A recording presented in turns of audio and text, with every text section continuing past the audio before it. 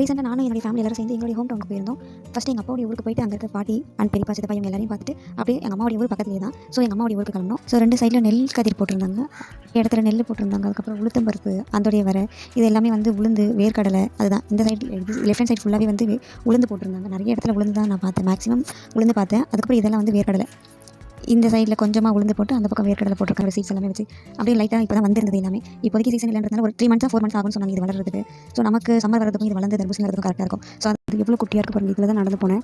ரொம்ப கஷ்டப்பட்டு நடந்து போனேன். ஆனால் நடக்கவே மட்டும் தான் வந்து மழையில் ஃபுல்லாக வேஸ்ட் ஆகிடுச்சு. திரும்ப நட்டுருக்கேன் அப்படின்ட்டு சொன்னாங்க. இல்லைனா இந்த பக்கம் ரைட் ஹேண்ட் சைடில் இருக்கிறது லெஃப்ட் ஹேண்ட் சைடில் இருக்கிறது ஈக்குவலாக தான் வளர்ந்துருக்கும். மழையினால இது எல்லாமே வேஸ்ட் ஆகிட்டு திரும்ப மறுபடியும் வந்து வேர்க்கடலை போட்டு திரும்ப வளர்ந்தது. அங்கே கரிசலாங்கண்ணி வந்து என்னுடைய ஹேருக்கு போகிறத கொஞ்சம் எடுக்க சொன்னேன். ஸோ அங்கேருந்து அம்மா எனக்கு போகும்போது லைட்டாக வெயில் இருந்தது. அதுக்கப்புறம் பார்த்தா இவ்வளோ மழை, நல்ல மழை. நாங்கள் வெளியே வந்து உட்காந்துட்டு அழகாக மழையை ரசிச்சுட்டு சரி வீட்டுக்கு கிளம்பலாம்னு சொல்லிட்டு எந்திரிச்சு பார்த்தா 2 சைடுமே ரொம்ப இருட்டாக இருந்தது. கொஞ்சம் தூரம் வெளிச்சமாகவும் கொஞ்சம் தூரம் இருட்டாகவும் இருந்தது.